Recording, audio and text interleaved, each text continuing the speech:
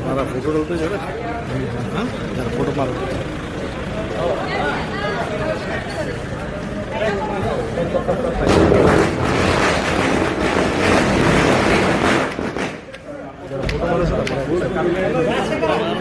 ಇಲ್ಲ ಇಲ್ಲ ರಾಜಶೇಖರ್ ಇಲ್ಲಿ ಬರ್ರಿ ಈಚೆ ಕಡೆ ಬರ್ರಿ sir sir sir sir side sir sir please please ಹಾಂ ಹರಕ್ ಉಪಾಧ್ಯಕ್ಷ ಅಧ್ಯಕ್ಷ ಜಿಲ್ಲಾ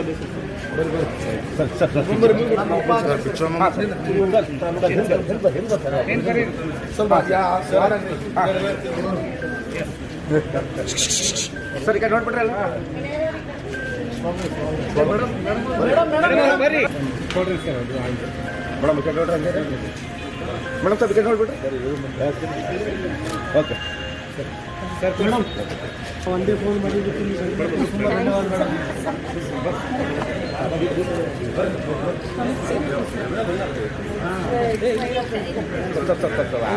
ಬ್ಲಾಕ್ ಅಧ್ಯಕ್ಷರು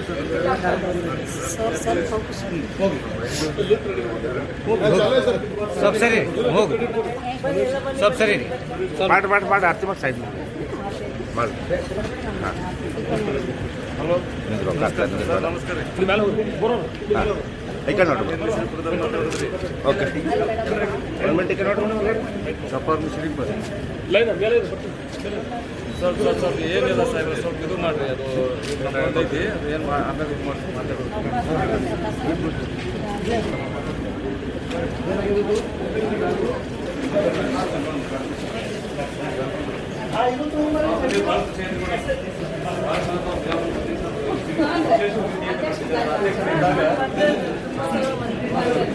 ಹೋಗಾಗ ಮೇಡಮ್ ಒಂದೇ ಸಲ ಫೋನ್ ಮಾಡೀನಿ ಮೇಡಮ್ ಎಲ್ಲರೂ ಕೂಡ ನಾ ಬಂದ್ಬಿಡ್ತೀನಿ ಅಂದರು ಭಾಳ ಖುಷಿ ಆಯ್ತು ನಂಗೆ ನಿನ್ನೆ ಬಾಗಲಕೋಟೆ ಬಂದಾರ ಭಾಳ ಖುಷಿ ಆಯ್ತು ರೀ ಮೇಡಮ್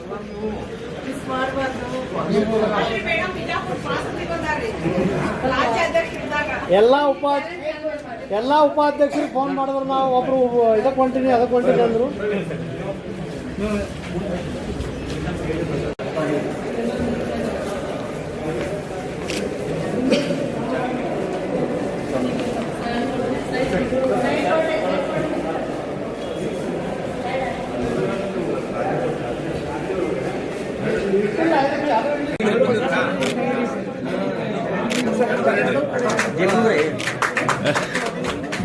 बहुत में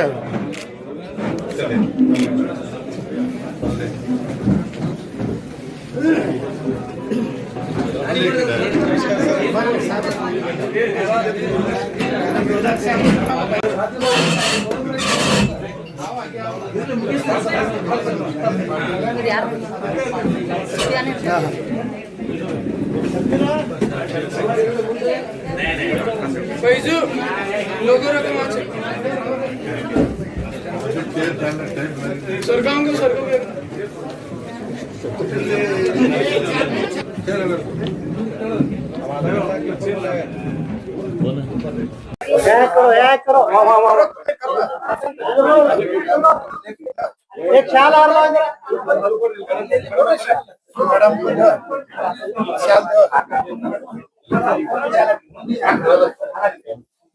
अध्यक्ष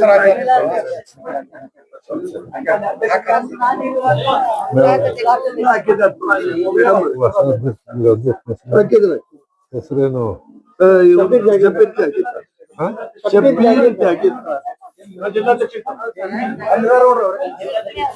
ನೋಡಿದ್ದೀನಿ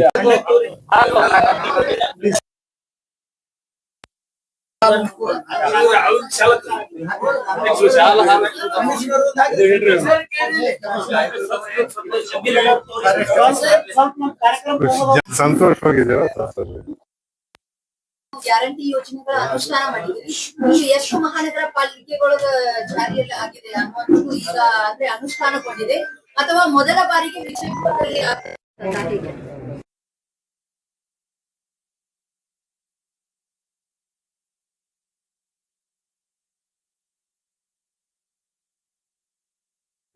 ನಗರ ವ್ಯಾಪ್ತಿಯ ಗ್ಯಾರಂಟಿ ಪ್ರಾಧಿಕಾರದ ನೂತನ ಕಚೇರಿಯ ಉದ್ಘಾಟನೆಯಲ್ಲಿ ಭಾಗಿಯಾಗಿರ್ತಕ್ಕಂಥ ರಾಜ್ಯದ ಗ್ಯಾರಂಟಿ ಯೋಜನೆ ಉಪಾಧ್ಯಕ್ಷರು ಮತ್ತು ಈ ಭಾಗದ ಉಸ್ತುವಾರಿಗಳಾದಂಥ ಎಸ್.ಆರ್. ಪಾಟೀಲ್ ಅವರಿದ್ದಾರೆ. ಅದೇ ರೀತಿ ಮೈಸೂರು ವಿಭಾಗದ ಉಪಾಧ್ಯಕ್ಷೆಯಾದಂಥ ಹಾಗೂ ರಾಜ್ಯದ ಮಹಿಳಾ ಕಾಂಗ್ರೆಸ್ ಡಾಕ್ಟರ್ ಪುಷ್ಪ ಅಮರ್ನಾಥ್ ಇದ್ದಾರೆ. ಮತ್ತು ಈ ಬಿಜಾಪುರ ಜಿಲ್ಲೆಯ ಅಧ್ಯಕ್ಷರಂತ ಇಲಿಯಾಸ್ ಇದ್ದಾರೆ. ಇನ್ನು ಕಮಿಟಿಯ ಉಪಾಧ್ಯಕ್ಷ ಜಾಗೀರ್ದಾರ್ ಅವರಿದ್ದಾರೆ. ಬಹಳ ಸಂತೋಷ. ಕಳೆದ 23ರ ನಂತರ ಈ ರಾಜ್ಯದಲ್ಲಿ ಕಳೆದ ಚುನಾವಣೆಗೆ ಮೊದಲು ನಾವೇನು ಭರವಸೆಯನ್ನ ಕೊಟ್ಟಿದ್ವಿ, ಆ 5 ಗ್ಯಾರಂಟಿಗಳನ್ನ ಜಾರಿ ಮಾಡೋದಕ್ಕೋಸ್ಕರ ರಾಜ್ಯದ ಮುಖ್ಯಮಂತ್ರಿಗಳು ಮತ್ತು ನಮ್ಮ ಅಧ್ಯಕ್ಷರಂತ ಡಿ.ಕೆ. ಶಿವಕುಮಾರ್ ಅವರ ನೇತೃತ್ವದಲ್ಲಿ ಈ ಒಂದು ಪ್ರಾಧಿಕಾರ ರಚನೆ ಆದ್ಮೇಲೆ ಇಡೀ ರಾಜ್ಯದಲ್ಲಿ ಏನು 5 ಗ್ಯಾರಂಟಿಗಳು ಯಶಸ್ವಿಯಾಗಿ ಜಾರಿ ಆಗ್ತಾ ಇವೆ. ಅಂತ ಸಂದರ್ಭದಲ್ಲಿ ಈ ಜಾರಿ ಆಗೋದನ್ನ, ಯಾಕೆಂದ್ರೆ ಈ ಜಾರಿ ಆಗೋದನ್ನ ಉಸ್ತುವಾರಿಯನ್ನ, ಯಾಕಂದ್ರೆ 5 ಇಲಾಖೆಗಳು ಬೇರೆ ಬೇರೆ ಇರುತ್ತೆ, ಅದರ ಕಂಟ್ರೋಲ್, ಅದರ ಒಂದು ರೀತಿ ವಾಚ್ ಆಗೋದ್ರೂ ತಪ್ಪಲ್ಲ. ಅದರ ಒಂದು ಅನುಷ್ಠಾನಕ್ಕಾಗಿ ಬಹಳ ನುರಿತ ತಂಡವನ್ನ ರಾಜ್ಯ ಕೊಟ್ಟಿದೆ. ಆ ದೃಷ್ಟಿಯಲ್ಲಿ ಇವತ್ತಿಗಾಗಲೇ ನಾವು 21 ಜಿಲ್ಲೆಗಳನ್ನ ಪ್ರವಾಸ ಮಾಡಿ ಇದು 21ನೇ ಜಿಲ್ಲೆಗೆ ಬಂದಿದೆ. ನನಗೂ ಬಿಜಾಪುರಕ್ಕೂ ಸ್ವಲ್ಪ ತಂಡಕ್ಕೂ ಹೊಸದೇನಲ್ಲ. ಮೊದಲನೇ ಸಾರಿ ಇಲಿಯಾಸ್ ಅವರು ಅಧಿಕಾರ ತಗೊಂಡಾಗೂ ಬಂದಿದ್ದೇನೆ, KDP ಸಭೆಗೂ ಬಂದಿದ್ದೇನೆ ಮಾನ್ಯ ಎಂ.ಬಿ. ಪಾಟೀಲ್ ನೇತೃತ್ವದಲ್ಲಿ. ಇವತ್ತು ಕೂಡ ರಾಜ್ಯವನ್ನ ಸುತ್ತಕೊಂಡು ಬಂದಂತ ಸಂದರ್ಭದಲ್ಲಿ ಮೊದಲಿಗೆ ನಾವು ರಾಜ್ಯ ಮಟ್ಟದ ಜಿಲ್ಲಾ ಕಮಿಟಿಗಳಿದ್ವು, ಜೊತೆಗೆ ನಾವು ಅದರ ಪರಿವರ್ತನೆ, ಯಾಕೆಂದ್ರೆ ಮೊದಲನೇ ಸಾರಿ ಆಗಿದ್ರಿಂದ ಅನೇಕ ಪರಿವರ್ತನೆಗಳನ್ನು ಮಾಡಿದ್ದೇವೆ. ಉಪಾಧ್ಯಕ್ಷರಿಗೆ ಬೇರೆ ಬೇರೆ ಜವಾಬ್ದಾರಿ ಕೊಡ್ಬೇಕಾಗಿತ್ತು, ಸದಸ್ಯರಿಗೆ ಕೊಡ್ಬೇಕಾಗಿತ್ತು. ಪಟ್ಟಣದಲ್ಲೂ ಬೇಕು ಅನ್ನೋದನ್ನ ಮನವರಿಕೆ ಮಾಡಿದ್ಮೇಲೆ ಮುಖ್ಯಮಂತ್ರಿಗಳು ಇದನ್ನು ಮಂಜೂರು ಮಾಡಿಕೊಟ್ಟಿದ್ದಾರೆ. ಮತ್ತು ಮೈಸೂರು, ವಿಜಾಪುರ ಮತ್ತು ಬೆಳಗಾಂ, ಹುಬ್ಬಳ್ಳಿ, ಧಾರವಾಡ ಇವು 4 ಹೊಸದಾಗಿ ರಚನೆ ಆದಂತ ನಗರಸಭೆ ವ್ಯಾಪ್ತಿಯ ಸಮಿತಿಗಳು. ಇದರಲ್ಲಿ ಇವತ್ತಿಲ್ಲಿ ನಮ್ಮ ಜಾಗೀರ್ದಾರ್ ಅವರು ಇಲ್ಲಿಂದ ಆಚೆಗೆ ಅವರು ಕಾರ್ಯವನ್ನು ಪ್ರಾರಂಭ ಮಾಡ್ತಾರೆ. ಈಗೊಂದು ನಡೀತಾ ಇದೆ, ಆದ್ರೆ ನಗರ ವ್ಯಾಪ್ತಿನಲ್ಲಿ ಆಗಿರ್ಲಿಲ್ಲ, ಅದನ್ನ ಕಲ್ಲೆ ಕೊಟ್ಟಿದ್ದೇವೆ. ಬಹಳ ಸಂತೋಷ ಅಂತ ಹೇಳಿದ್ರೆ ಇಡೀ ಭಾರತದಲ್ಲಿ ಅತ್ಯುತ್ತಮವಾಗಿ ಜನರ ಸ್ಪಂದಿಸ್ತಕ್ಕಂಥದ್ದು ಈ 5 ಕಾರ್ಯಕ್ರಮಗಳು. ಇದನ್ನ ಕಾಮೆಂಟ್ ಮಾಡೋದು ವಿಶ್ವಗುರುಗಳು, ಇದಾಗಲ್ಲ, ಇದು ನಡೆಯಲ್ಲ, ಬರಬಾದಾಗತ್ತೆ ಕರ್ನಾಟಕ ಸರ್ಕಾರ. ಇವತ್ತು ಅದೇ ಬಿಜೆಪಿ ಸರ್ಕಾರದವರು ಬೇರೆ ರಾಜ್ಯಗಳಲ್ಲೂ ಚುನಾವಣೆಗೆ ಬದಲು ಮಾಡಿ ಇವತ್ತು ನಿಲ್ಲಿಸಿರುವಂತವು ಕೂಡ ಉದಾಹರಣೆಗಳಿವೆ. ಆದ್ರೆ ನಡೆದ ಸರ್ಕಾರ ಅಂದ್ರೆ ಕಾಂಗ್ರೆಸ್ ಸರ್ಕಾರ. ಇವತ್ತಿಗೂ ಕೂಡ ಕೊಟ್ಟ ಮಾತಿನಂತೆ 5 ಗ್ಯಾರಂಟಿಗಳನ್ನ ಜನರಿಗೆ ತಲುಪಿಸುವಂತ ಕೆಲಸವನ್ನ ಮಾಡ್ತಾ ಇದ್ದೇವೆ. ಅದರಲ್ಲೂ ಬಿಜಾಪುರ ಜಿಲ್ಲೆಯಲ್ಲೂ ಕೂಡ 98% ಕಾರ್ಯ ಯಶಸ್ವಿಯಾಗಿದೆ. ಇದಕ್ಕಾಗಿ ನಾನು ಈ ಅಧ್ಯಕ್ಷರಿಗೆ, ಸಂಬಂಧಪಟ್ಟಂತ ಕೆಲಸ ಮಾಡಿದಂತ ಎಲ್ಲ ನಮ್ಮ ಸಮಿತಿಯ ಸದಸ್ಯರಿಗೆ ಧನ್ಯವಾದ ಹೇಳ್ತೀನಿ. ಇವತ್ತಿಂದ ಜಾಗೀರ್ದಾರ್ ಕೆಲಸನೂ ನಡೀಲಿ, ಪಟ್ಟಣದಲ್ಲೂ ಕೂಡ ಇದು ಯಶಸ್ವಿ ಆಗ್ಲಿ ಅಂತ ಹಾರೈಸ್ತೇನೆ. ನಮಸ್ಕಾರ. ಮೇಡಮ್, ಅಲ್ಲಿ ಮಾಡಕತ್ತೀರಿ, ಅಲ್ಲಿ ಕಾರ್ಯಕ್ರಮ ಬಹಳಷ್ಟು ಜನ ಕೈ ಮೇಡಮ್ ಬೇಡ ಅಲ್ಲಿ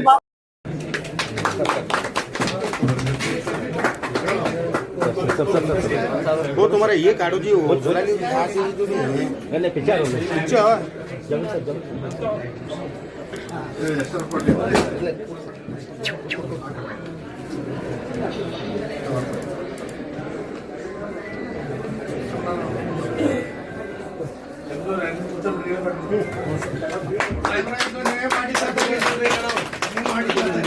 ಸರ್ ಕಡೆ ಕಡೆ ಅದು ಅವ್ರು ಮಾಡಿದ್ ನೀವು ಹೋಗ್ತೀರಿ.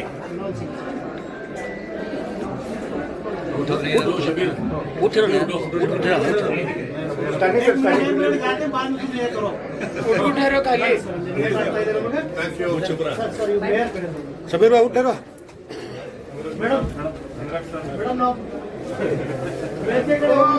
सोते आना कर बोलो है सबको बोलो ದಯವಿಟ್ಟು ಎಲ್ಲ ಇಲ್ಲಿ ಬಂದಿರುವಂತ ಎಲ್ಲ ನಾಯಕರು ಕನಗಲ್ ಹನುಮಂತರ ರಂಗ ಮಂದಿರದಲ್ಲಿ ಈಗ ಒಂದು ಸಾಹೇಬ್ರದ ಎಲ್ಲ ಬೃಹತ್ ಕಾರ್ಯಕ್ರಮ ಇರುವುದನ್ನು ತಾವೆಲ್ಲರೂ ಬರ್ಬೇಕಂತ ಹೇಳಿ ತಮ್ಮ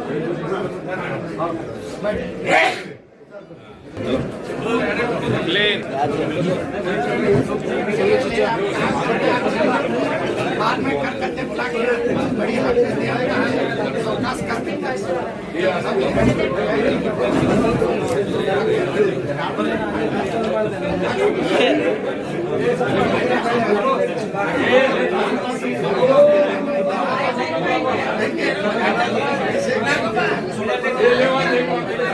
धनो बैन बैन बैन बटन मार बैन का बटन मार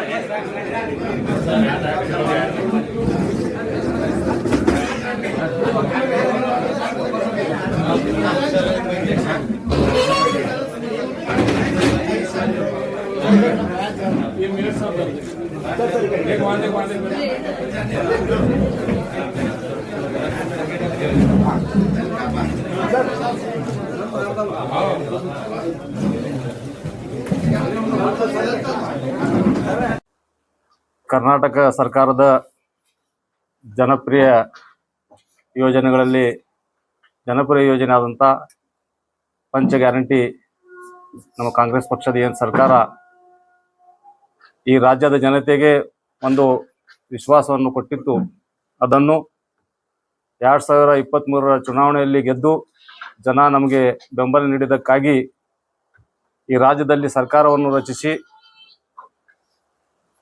ನುಡಿದಂತೆ ನಡೆದು ಈಗ 2 ವರ್ಷದಿಂದ 5 ಗ್ಯಾರಂಟಿಗಳನ್ನು ಚಾಚು ತಪ್ಪದೆ ಜಾರಿ ಮಾಡಿ ಈ ರಾಜ್ಯದ ಬಡವರಿಗೆ, ಯಾರು ಶೋಷಿತರಿದ್ದಾರೆ ಅವರಿಗೆ, ಆಮೇಲೆ ಮಧ್ಯಮ ವರ್ಗದವರಿಗೆ ಅನುಕೂಲ ಆಗಲಿ ಅಂತೇಳಿ ಅನುಕೂಲವಾಗುವ ನಿಟ್ಟಿನಲ್ಲಿ ಗೃಹಲಕ್ಷ್ಮಿ, ಶಕ್ತಿ ಯೋಜನೆ, ಯುವ ನಿಧಿ ಹಾಗೂ ಅನ್ನಭಾಗ್ಯದಂಥ ಜನಪರ ಯೋಜನೆಗಳನ್ನು ಜಾರಿಗೊಳಿಸಿರುವ ನಮ್ಮ ಸರ್ಕಾರದ ಜನಪ್ರಿಯ ಮುಖ್ಯಮಂತ್ರಿಗಳಾದಂಥ ಸನ್ಮಾನ್ಯ ಶ್ರೀ ಸಿದ್ದರಾಮಯ್ಯ ಸಾಹೇಬರು, ಅದೇ ರೀತಿಯಾಗಿ ಈ ರಾಜ್ಯದ ಉಪಮುಖ್ಯಮಂತ್ರಿಗಳಾದಂಥ ಡಿ ಕೆ ಶಿವಕುಮಾರ್ ಸಾಹೇಬರು, ವಿಶೇಷವಾಗಿ ನಮ್ಮ ವಿಜಯಪುರ ಜಿಲ್ಲೆಯ ಜಿಲ್ಲಾ ಉಸ್ತುವಾರಿ ಸಚಿವರಾದಂಥ ಬೃಹತ್ ಮತ್ತು ಮಧ್ಯಮ ಕೈಗಾರಿಕೆಯ ಸಚಿವರಾದಂಥ ಸನ್ಮಾನ್ಯ Shri doctor M B Patil ಸಾಹೇಬರು ವಿಶೇಷವಾದಂಥ ಮುತುವರ್ಜಿಯನ್ನು ವಹಿಸಿ ರಾಜ್ಯದಲ್ಲಿ ಬರೀ ಬೆಂಗಳೂರು ನಗರಕ್ಕೆ ಅಷ್ಟೇ ಈ ಗ್ಯಾರಂಟಿ ಯೋಜನೆ ಅನುಷ್ಠಾನ ಸಮಿತಿ ಮೊದಲು ಜಾರಿ ಮಾಡಿದ್ರು. ನಮ್ಮಲ್ಲಿ ಇರಲಿಲ್ಲ ಅದು. ನಮ್ಮ ಎಂ ಬಿ ಪಾಟೀಲ್ ಸಾಹೇಬರು ವಿಶೇಷವಾದಂಥ ಒಂದು ಪತ್ರ ನೀಡಿ ಕ್ಯಾಬಿನೆಟ್ನಲ್ಲಿ ಇದು ಸ್ಪೆಷಲ್ ಆಗಿ ಇಡಿಸಿ ಅಲ್ಲಿ ಬೆಂಗಳೂರಿಗೆ ನೀವು ಕೊಟ್ಟಿದ್ದೀರಿ, ಎಲ್ಲ ಮಹಾನಗರ ಪಾಲಿಕೆಗಳಲ್ಲಿ ಈ ಅನುಷ್ಠಾನ ಸಮಿತಿ ಜಾರಿಗೆ ಬರಬೇಕಂತ ಹೇಳಿ ಅವರು ಒಂದು ಪತ್ರವನ್ನು ಕೊಟ್ಟು ಸನ್ಮಾನ್ಯ ಮುಖ್ಯಮಂತ್ರಿಗಳಿಗೆ ಹೇಳಿ, ಮುಖ್ಯಮಂತ್ರಿಗಳಿಗೆ ಹೇಳಿ ಈ ಸಮಿತಿಯನ್ನು ರಚನೆ ಮಾಡಲು ಅವರು ತುಂಬಾ ಸಹಕಾರ ನೀಡಿ, ನಾವೇನು ಪಕ್ಷದಲ್ಲಿ ನಿಷ್ಠಾವಂತರಾಗಿ ದುಡಿದಿದ್ದಕ್ಕಾಗಿ ನಮಗೆ ಮಹಾನಗರ ಪಾಲಿಕೆಗೆ ಅಧ್ಯಕ್ಷರಾಗಿ ನನಗೆ ಕೇಂದ್ರ ಸಮಿತಿಗೆ ಅಧ್ಯಕ್ಷರಾಗಿ ನನಗೆ ಆಯ್ಕೆ ಮಾಡಿದ್ದಾರೆ. ನನ್ನ ಜೊತೆ ಸದಸ್ಯರಾಗಿ ಬಬ್ಲು ಪಿರ್ಜಾದಿ ಅವರು, ವಸಂತ ಹೊನ್ಮೋಡಿರವರು, ಅದೇ ರೀತಿಯಾಗಿ ಸಂತೋಷ್ ಚವ್ಹಾಣ್ರವರು, ಆಮೇಲೆ ಇನ್ನೋರು ಉಪಾಧ್ಯಕ್ಷರು ನನ್ನ ಮಾಡಿ ಕೇಂದ್ರ ಸಮಿತಿ ರಚನೆ ಮಾಡಿ, ಕೇಂದ್ರ ಸಮಿತಿ ನನಗೆ ಅಧ್ಯಕ್ಷ ಇದ್ದಾಗ ಇವರು ಸದಸ್ಯರಿರ್ತಾರೆ ಇಲ್ಲಿ, ಆದ್ರೆ ಇವರು 3 ಜನ 3 ವಲಯಕ್ಕೆ ಅಧ್ಯಕ್ಷರಿದ್ದಾರೆ. ಇವರು ವಲಯ 1, ವಲಯ 2, ವಲಯ 3ಕ್ಕೆ, ವಲಯ 1ಕ್ಕೆ ನಮ್ಮ ಸಂತೋಷ್ ಚವ್ಹಾಣ್ ಅವರು ಅಧ್ಯಕ್ಷರಿದ್ದಾರೆ, ಅದಕ್ಕೆ ಗ್ಯಾರಂಟಿ ಸಮಿತಿಗೆ. 2ಕ್ಕೆ ನಮ್ಮ ವಸಂತ ಹೊನ್ಮೋಡಿ ಅವರು ಝೋನ್ 2ಕ್ಕೆ ಅವರು ಅಧ್ಯಕ್ಷರಿದ್ದಾರೆ. ಝೋನ್ 3ಕ್ಕೆ ನಮ್ಮ ಬಬ್ಲು ಪಿರ್ಜಾದಿ ಅವರು ಅಧ್ಯಕ್ಷರಾಗಿದ್ದಾರೆ. ಅದಕ್ಕೆ ನಮ್ಮೆಲ್ಲರ ಪರವಾಗಿ ನಾನು ಜಿಲ್ಲಾ ಉಸ್ತುವಾರಿ ಸಚಿವರಾದಂಥ ಸನ್ಮಾನ್ಯ Shri doctor M B Patil ಸಾಹೇಬರಿಗೆ ತುಂಬ ಹೃದಯದ ಕೃತಜ್ಞತೆಗಳನ್ನು ಸಲ್ಲಿಸುತ್ತಾ ಅವರಿಗೆ ಧನ್ಯವಾದಗಳನ್ನು ಹೇಳ್ತೇನೆ. ಅದೇ ರೀತಿಯಾಗಿ ನನ್ನ ಜನಪ್ರಿಯ ಕಾಂಗ್ರೆಸ್ ಪಕ್ಷದ ವಿಜಯಪುರ ನಗರದ ಜನಪ್ರಿಯ ಮುಖಂಡರು ಹಾಗೂ ಆತ್ಮೀಯರು, PCC ಸದಸ್ಯರಾದಂಥ 2023ರ ಕಾಂಗ್ರೆಸ್ ಪಕ್ಷದ ಅಭ್ಯರ್ಥಿಗಳಾದಂಥ ಸನ್ಮಾನ್ಯ ಶ್ರೀ ಅಬ್ದುಲ್ ಹಮೀದ್ ಮುಶ್ರೀಫ್ ಸಾಹೇಬರಿಗೂ ನಾನು ಅನಂತ ಕೋಟಿ ಧನ್ಯವಾದಗಳನ್ನು ಅರ್ಪಿಸುತ್ತೇನೆ. ಯಾಕಂದ್ರೆ ಅವರ ಪಾತ್ರವು ನಮಗೆ ಈ ಅನುಷ್ಠಾನ ಸಮಿತಿ ಅಧ್ಯಕ್ಷರನ್ನಾಗಿ ಮಾಡಿ ಎಂದು ಇಲ್ಲಿ ನಾವು ಕೂಡ್ಲಿಕ್ಕೆ ಅವ್ರದ್ದು ಮುಖ್ಯ ಪಾತ್ರ ಇದರಲ್ಲಿ ಇದೆ ಅಂತೇಳಿ ನಾನು ಈ ಸಂದರ್ಭದಲ್ಲಿ ಹೇಳಲಿಕ್ಕೆ ಬಯಸ್ತೇನೆ. ಅದೇ ರೀತಿಯಾಗಿ ಮುಂಬರುವ ದಿನಗಳಲ್ಲಿ ವಿಜಯಪುರ ನಗರದಲ್ಲಿ ಏನು ಈ 5 ಗ್ಯಾರಂಟಿಗಳನ್ನು ಏನು ನಾವು ಜಾರಿ ಮಾಡಿದ್ದೇವೆ, ಆ ಜಾರಿ ಒಂದು ವೇಳೆ ಯಾರಿಗೆ ಆದರೂ ತಲುಪದೇ ಇದ್ದಲ್ಲಿ ಜನರಿಗಾಗಿ ಇಲ್ಲಿ ಈ ಕಚೇರಿ ಮಾಡಲಾಗಿದೆ. ವಿಶೇಷವಾಗಿ ಇದು ಯಾವತ್ತೂ ಜನರ ಪರವಾಗಿ ಚಾಲೂ ಇರುತ್ತದೆ. ಇದು ಒಂದು ವೇಳೆ ನಿಮಗೆ ಗ್ಯಾರಂಟಿ ಯೋಜನೆಯಲ್ಲಿ ಏನಾದರೂ ಅಲ್ಲಿ ಫಲ ಸಿಗ್ತಾ ಇಲ್ಲ, ನಿಮ್ದು ಏನಾದರೂ ಅಲ್ಲಿ ಬೈ ಮಿಸ್ಟೇಕ್ ಆಗ್ತಾ ಇಲ್ಲ ಅಂದ್ರೆ ತಾವು ಬಂದು ನೇರವಾಗಿ ಜನ ನಮ್ಮ ಇಲ್ಲಿ ನಮಗೆ ಅರ್ಜಿ ಕೊಟ್ಟಲ್ಲಿ ಅದನ್ನು ನಾವು ನೇರವಾಗಿ ಆಯಾ ಅಧಿಕಾರಿಗಳಿಗೆ, ಡಿಪಾರ್ಟ್ಮೆಂಟ್ ಅಧಿಕಾರಿಗಳಿಗೆ ಕಳಿಸಿ ಅದನ್ನು ಸಾಲ್ವ್ ಮಾಡುವ ಕೆಲಸ ನಾವು ಮುಂದಿನ ದಿನಗಳಲ್ಲಿ ಮಾಡ್ತೀವಿ. ಈಗಾಗಲೇ ನಮ್ಮ ಲೆಕ್ಕದ ಪ್ರಕಾರ ಮೊನ್ನೆ ಒಂದು ಮೀಟಿಂಗ್ ತಗೊಂಡಿದ್ದೇವೆ ನಾವು. ಸುಮಾರು 85% ಇಲ್ಲಿ ಈ ಯೋಜನೆ ಜಾರಿಯಾಗಿದೆ.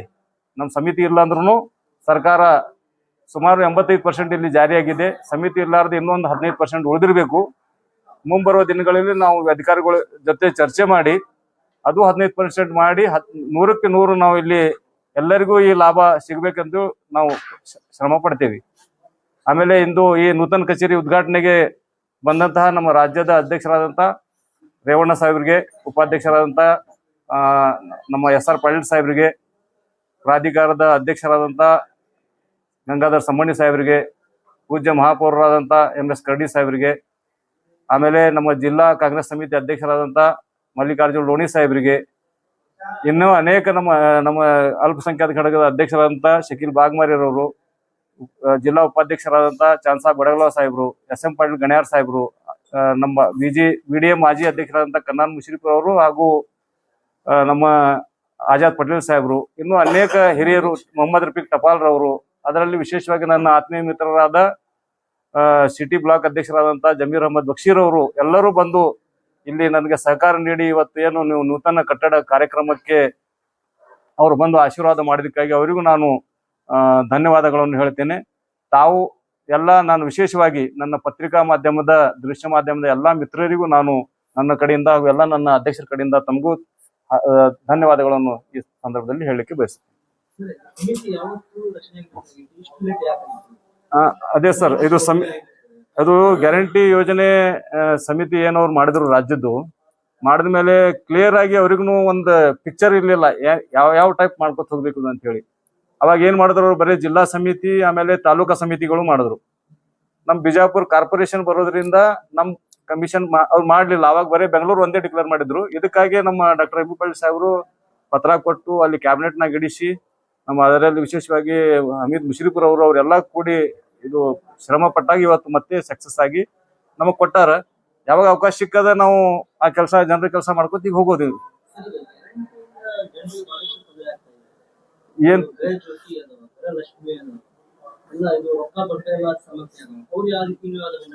ಇಲ್ಲ, ರೊಕ್ಕ ಅಂತೂ ಎಲ್ಲಾರ್ಗೆ ಬಂದೇ ಬರ್ತೈತಿ. ಸ್ವಲ್ಪ ಹೆಚ್ಚು ಕಡಿಮೆ ಆಗ್ತೈತಿ, ಒಂದ್ ತಿಂಗಳು ಹೆಚ್ಚಾಗ್ತೈತಿ.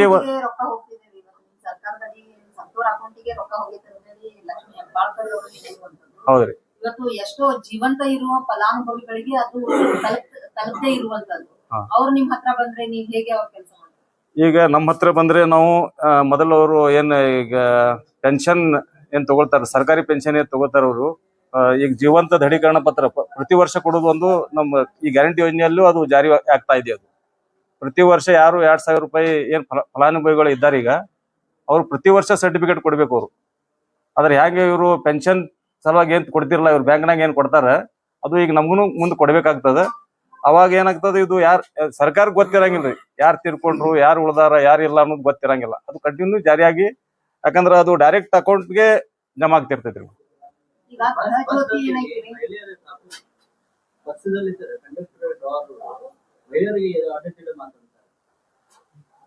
ತಾವು ನಮ್ಮ ಗಮನಕ್ಕೆ ತಂದಿರಿ, ತುಂಬಾ ಧನ್ಯವಾದಗಳನ್ನು. ಅದು ನಾವು ಮುಂದಿನ ನಮ್ಮ ಸಭೆಯಲ್ಲಿ ಅದು ಕರೆಕ್ಟ್ ಮಾಡುವಂತ ನಾವು ಕೆಲಸ ಮಾಡ್ತೀವಿ.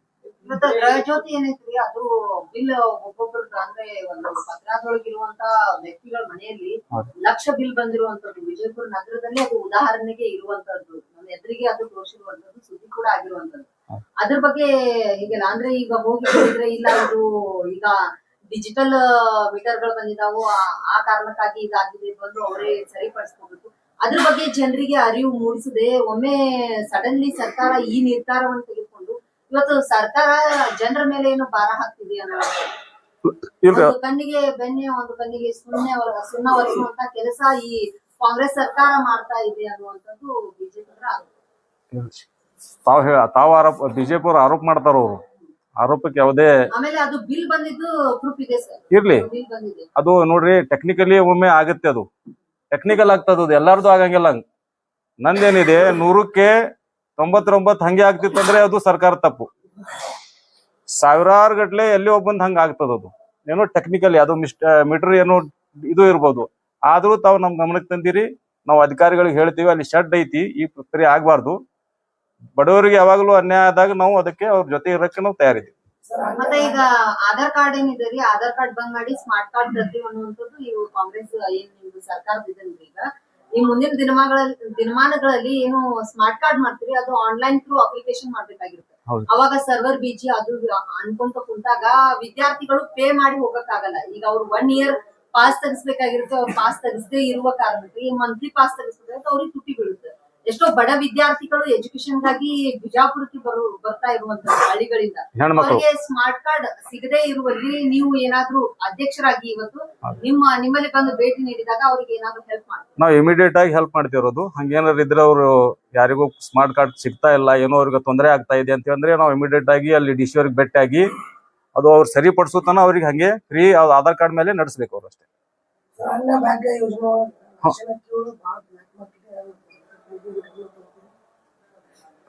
ಅನ್ನಭಾಗ್ಯದೊಳಗ ಬ್ಲಾಕ್ ಮಾರ್ಕೆಟಿಂಗ್ ಅದು ಹಿಂದಿಂದ ಎಲ್ಲಾ ನಡ್ಕೋತೆ ಬಂದಿದ್ದೈತ್ರಿ. ಆದ್ರೂ ತಾವ್ ನಮ್ ಗಮನಕ್ಕೆ ತಂದಿರಿ.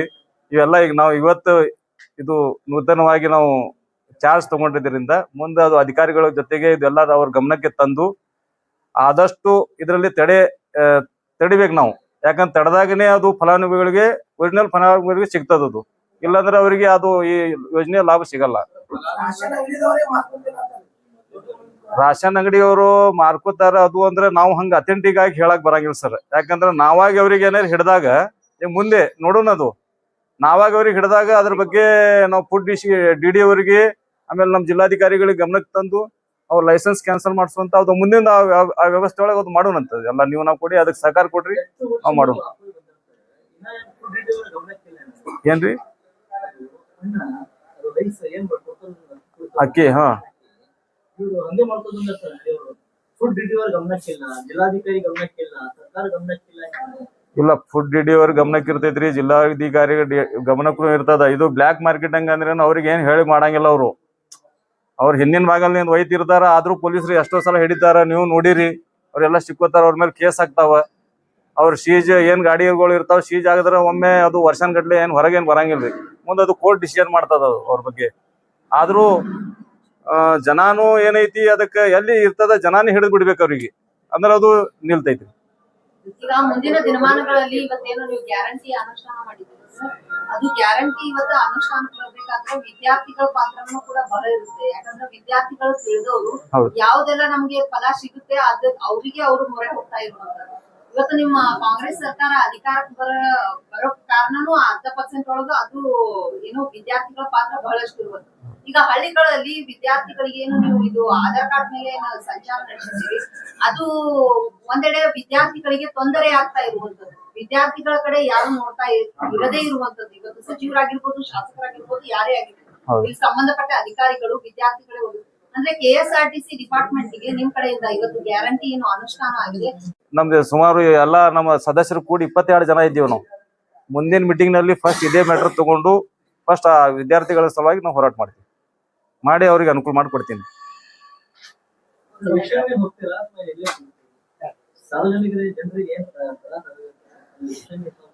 ನಾವು ಪ್ರತಿ ವಾರ್ಡ್ ಒಳಗೆ ಮುಂದಿನ ದಿನಮಾನಗಳಲ್ಲಿ ಪ್ರತಿ ವಾರ್ಡ್ಗಳಲ್ಲಿ ಹೋಗಿ ಮನೆಗೆ ಹೋಗಿ ವಿಸಿಟ್ ಮಾಡಿ ಇದು 5 ಗ್ಯಾರಂಟಿಗಳು ಅವರಿಗೆ ಸಿಗ್ತಾವೆ ಏನಿಲ್ಲ ಅನ್ನೋದೆಲ್ಲ ನಾವು ವಿಚಾರಣೆ ಮಾಡಿ ನಾವೆಲ್ಲ ಟೀಮ್ ಮಾಡಿ ಪ್ರತಿ ವಾರ್ಡ್ಗೆ ಒಂದೊಂದು ಇದು ಮಾಡ್ತೀವಿ, ವಿಸಿಟ್ ಮಾಡ್ತೀವಿ सर. जरा हिंदी में बीजापुर महानगर पालिका गारंटी स्कीम के आज मुझे सदर बनाया गया है. इसी तरह बीजापुर शहर के 3 जोन हैं. 3 जोन के सदर, पहले जोन के सदर जो हैं संतोष चौहान जी हैं, दूसरे जोन के सदर हैं हमारे वसंत फनमोड़े साहब, और तीसरे जोन के सदर हैं हमारे बबलू पिरजादी साहब हैं. हम चारों को बीजापुर जिला उस्तुवारी मिनिस्टर आली जनाब डॉक्टर एम बी पाटिल साहब के सिफारिश से, उनके दुआओं से, और ख़ासकर हमारे अलहाज अब्दुल हमीद मुशर्रफ साहब के दुआओं से आज हमको ये जिम्मेदारी दी गई है।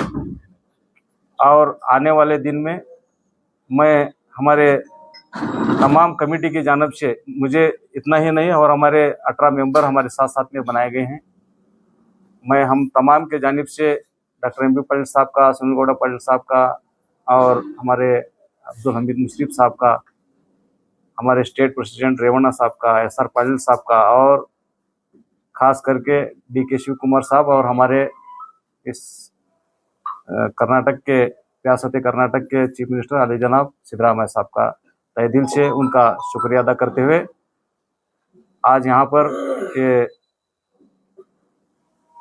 गारंटी स्कीम की ऑफिस जो आज यहाँ पर इफ्तिताह हुई है, आने वाले दिनों में शहर बीजापुर में जो गारंटी स्कीम का काम नहीं हुआ है, हम लोग घर घर जाकर लोगों से मुखातिब होकर उनसे कहेंगे कि आपको गारंटी स्कीम में 5 गारंटी मिल रही है या नहीं, हम लोग इंक्वायरी करेंगे, उनको इंसाफ दिलाने का काम आने वाले दिनों में करेंगे हम।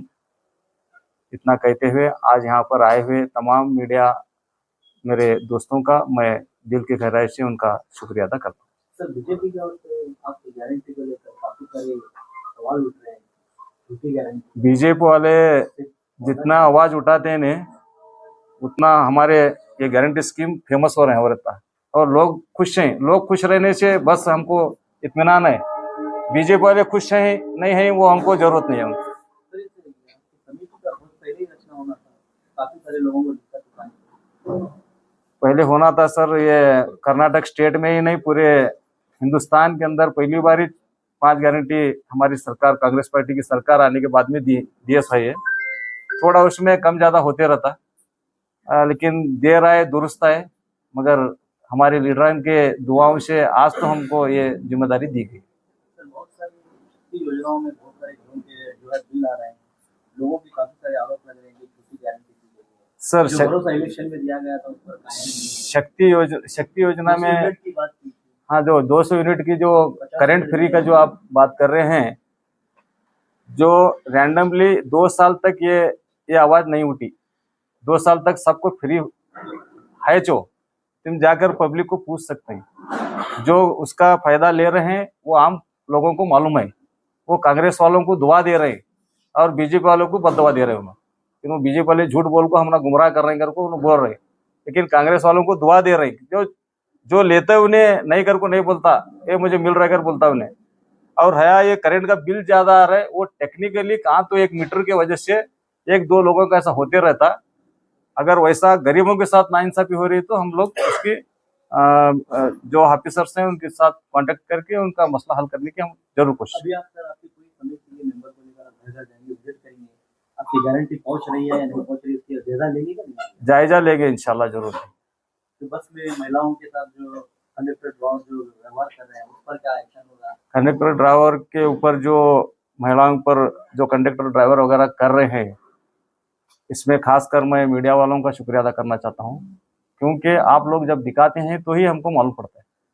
आप दिखाने के बाद में ऑफिसर्स भी उसमें एक्शन में आ जाते हैं और गवर्नमेंट भी इसमें एक्शन में आ जाती है। अगर इससे भी ज़्यादा कुछ नहीं मालूम है तो आप हमको दीजिए, हम लोग जाकर डायरेक्ट KSRC DC को मिलकर इसका मसला हल करेंगे इंशाल्लाह। शुक्रिया सर।